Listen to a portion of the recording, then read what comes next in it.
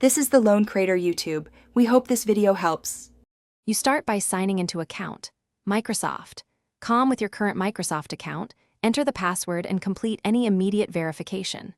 Once done, navigate to your info. This is where Microsoft lists contact emails.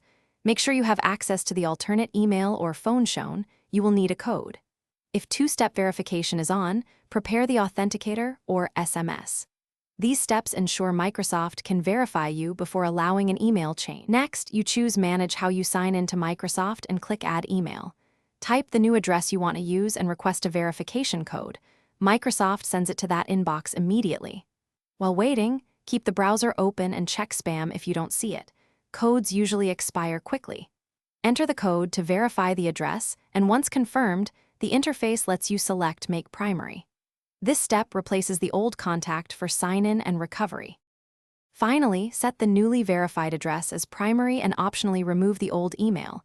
Make sure you can sign in with the updated account immediately. Once changed, sign out and sign back in on any devices or apps to refresh credentials and update connected services like Xbox, Outlook, or Teams. If you don't get a verification email, check spam, try resending, or use the alternate phone recovery option. If that fails, use Microsoft's account recovery flow to prove ownership.